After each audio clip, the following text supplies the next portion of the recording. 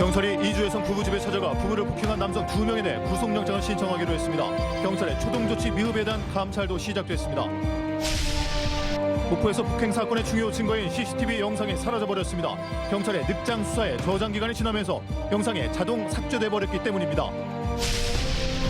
외국인들의 마약 범죄가 끊이지 않고 있습니다. 마약을 공급하고 투약한 대국인들이 한 달여 동안 15명이나 구속됐습니다. 신안군이 태양광 발전 수익금을 이용해 전국 최초로 햇빛 아동수당 지급을 시작했습니다. 지급 액수도 점차 늘려나가기로 했습니다. 여러분 안녕하십니까? 목포 MBC 뉴스데스크입니다.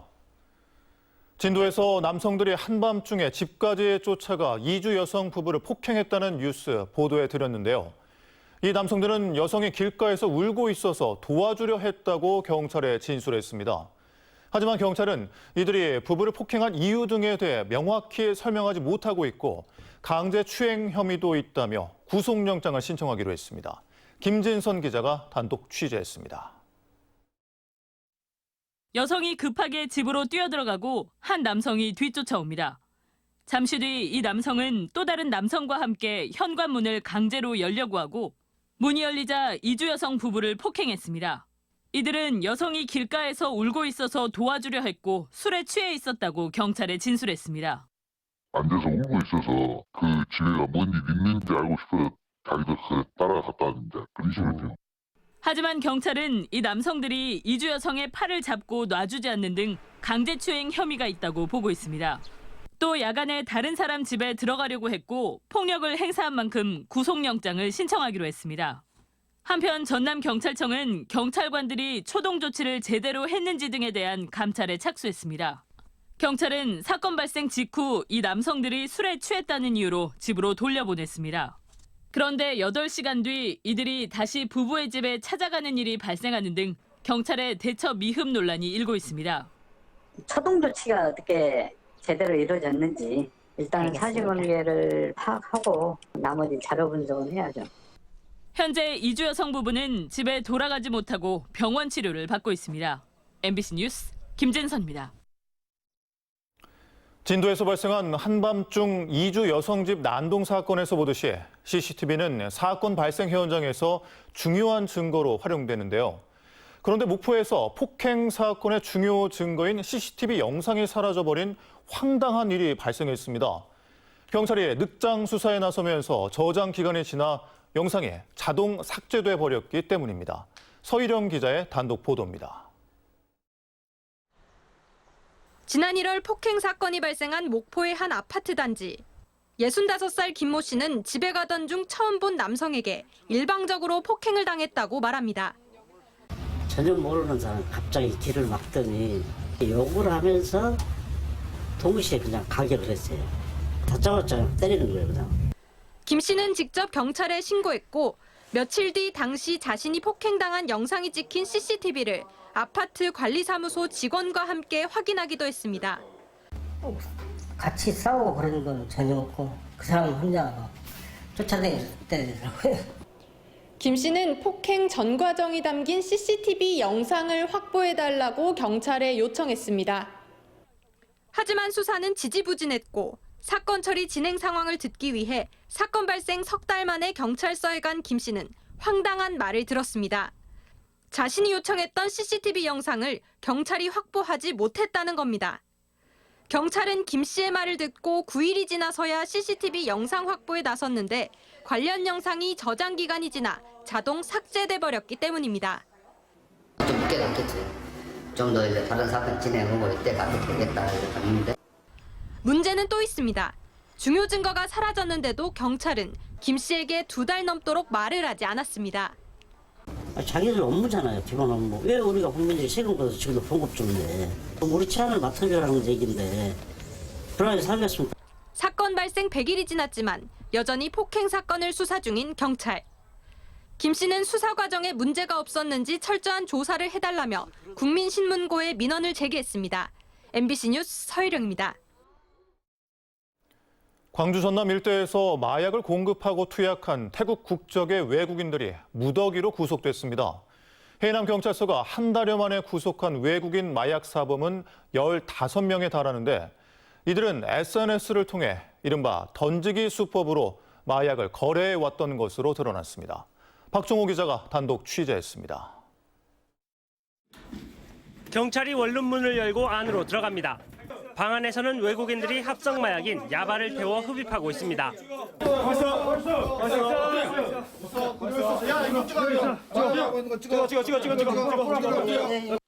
알약 형태의 마약인 야바 900개와 현금 5천만 원도 방에서 발견됐습니다.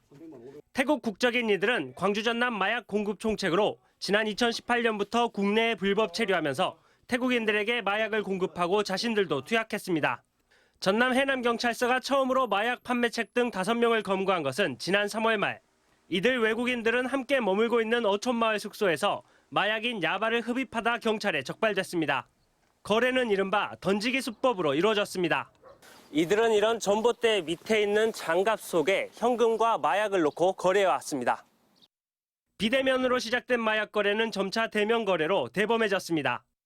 SNS 등으로 이제 서로 거래를 통화를 주고받고 해서 어느 정도 신뢰가 쌓이면 그때는 차량 등을 이용해서 차량 안에서 은밀하게 심야 시간대에 거래를.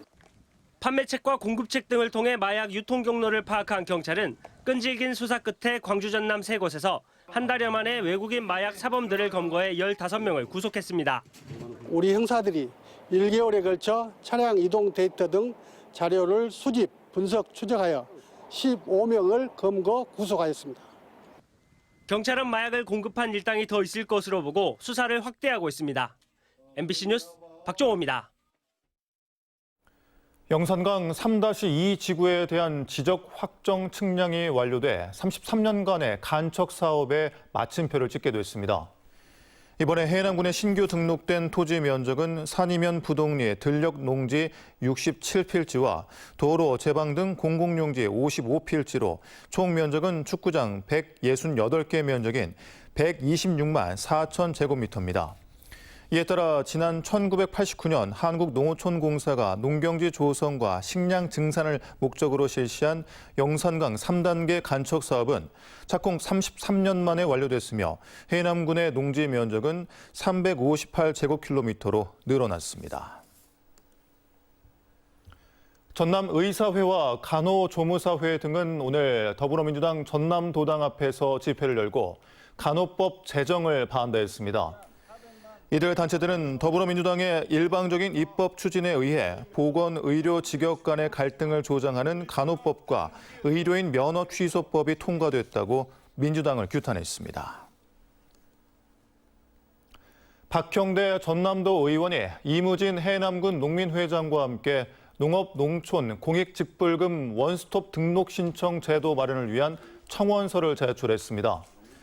박 의원은 현재 농민이 직불금을 등록 신청하기 위해서는 농산물 품질관리원과 읍면동 사무소 등을 모두 방문해 서류를 제출하는 등 절차가 번거로워 원스톱 행정 서비스 도입이 시급하다고 밝혔습니다. 어린이날을 앞두고 섬으로 이루어진 신안군에서는 태양광 발전 수익금을 이용해 전국 최초로 햇빛 아동 수당을 지급하고 있습니다.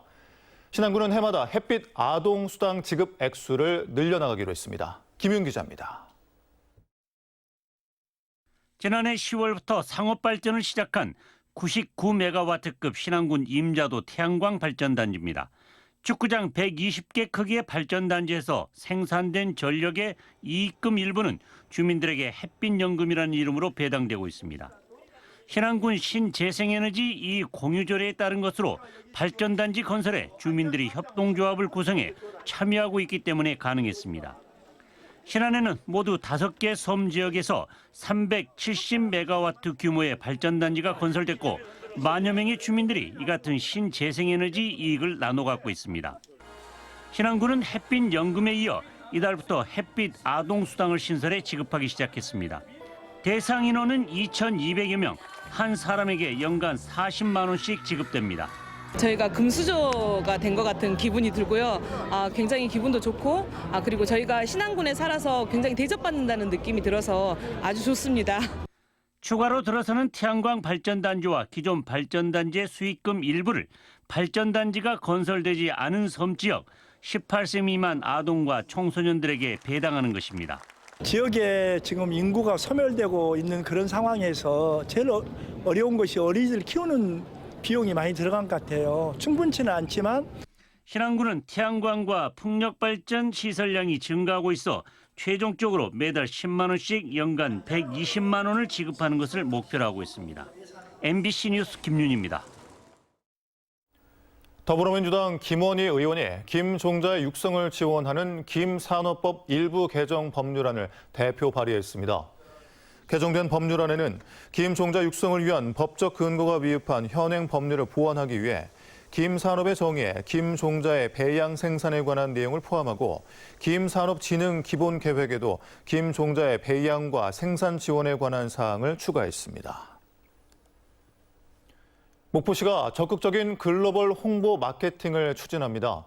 목포시는 영화와 드라마 촬영지로 입소문이 나면서 호텔 델루나와 우리들의 블루스 등에 이어 파친코2가 오는 5월 원도심을 배경으로 촬영에 들어간다고 밝혔습니다.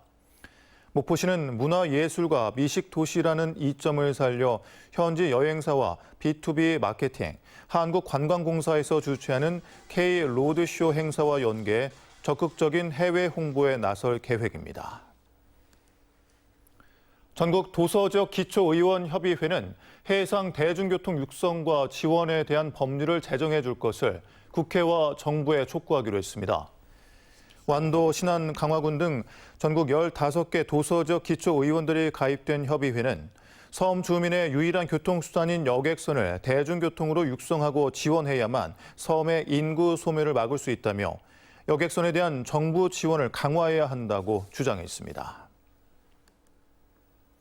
서해지방해양경찰청이 짙은 안개로 해양사고 발생 위험이 높아짐에 따라 5월 8일부터 21일까지 선박 교통안전 위반 행위를 집중 단속합니다.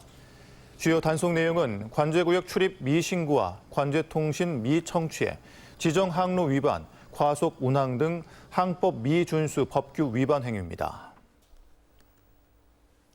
한평군과 영광군, 경북 울진군 등 전국 원전 인근 지역 동맹 23개 지자체는 최근 국회에서 원자력 안전교부세 신설 촉구 국회 정책 토론회를 갖고 공동 성명을 채택했습니다.